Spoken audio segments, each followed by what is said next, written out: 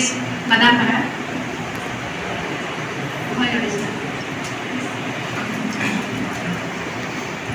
Lahate inya guru gongke Pandit Raghunath Murmu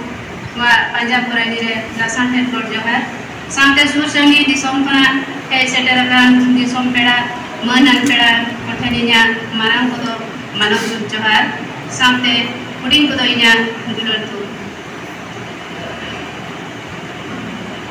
inya kahini re nyutum do sahage manan dare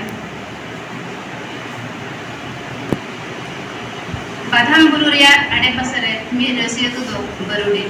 atu ria gorhon lekate chetan tola ar lata tola ko baina aka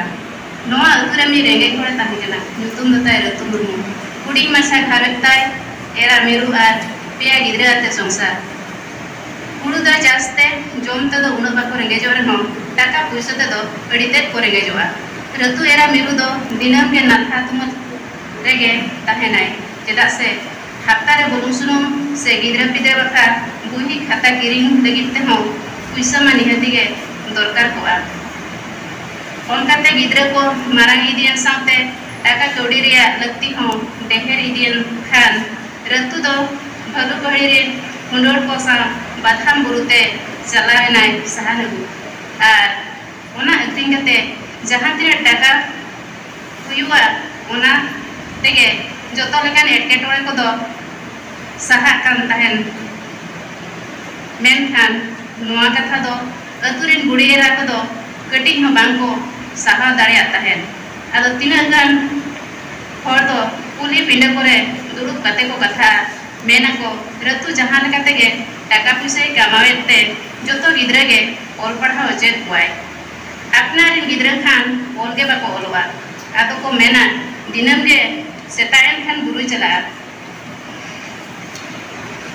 chala kana hati tana bako lebere kan do teruk tana bako atkire kan do nongka ge adi lekan katha ko roda aj idi kate menkha ratu do gidra pidra khatir se mitpite lai khatir joto lekan katha ko ge sahalete ajak kabir do tiso bai dhilo leya ona lekate ge gidra ma joto eko ol padhaw sikitena ratu hoponera mani do lakhang bidagar dari hoy seterente mit bhagi pathore ge lekha lenai noa katha ho unku hor jahai ratu ko arisai tahen jahai ratu badi asis ko gidiya tahen unku do noa che lekare ko sahaw gya je ratu hoponera mani do unat gane padhaw kana reya katha ado सीधा सीधा money हो आज बाबा लेका एको रोड़ा का दिया जे आज दो दिसम दिन मेना को चक्री होड़ को दो से किसान होड़ को दो व्यवहार बाय बढ़ाया मन एम बाय बढ़ाया रोलंदा बाय बढ़ाया नौका के आयमा लेकन कथा मेनखान उनी जुदी बाय बढ़ाया एनखान मस्जिद को सला जे लेकारे कथा कान तहेने उनको मतो बाको में ले मिदिन हो उनका हुड़ कि आए ओकारे जे उन कथा आजम हुया आज बाबा लेका गे ओना दो तिसो बाई ठिका लिया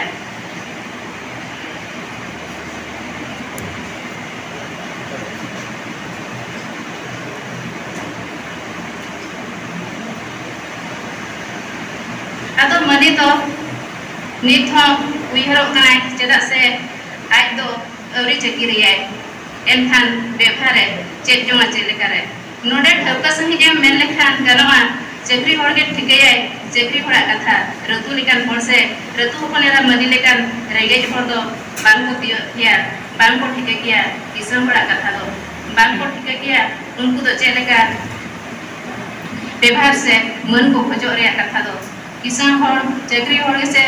मन को खजोआ आचार व्यवहार को खजोआ मेनखान ओना हो रेगेज होड़ ठेनगे रतु लेका से मनी लेकान होड़ ठेन गे एनखान सावता तलारे मनिया मेट समारे नित हो अडी लेकान आयो बाबा से रतु लेकान होड़ मेना को गया जहां दो सितुंग जपुत बांग खातिर कते आको कमी रे रिपीट को ताहेना अनखान उनको तो मन एमा को आयो कोई व्यवहार को आयो कोई उनका के अडी लेकान उइहर हेजया उनी रतु होपनेरा मनी दो आदो आज बाबा रतु दो जतो लेकान एटके टोंगे टोंगे से जहाँ लेकिन गेको रोड मगर लगाते जोतो गे सहालेते सहाले आय सहागे मारंग दाड़े उइहर कते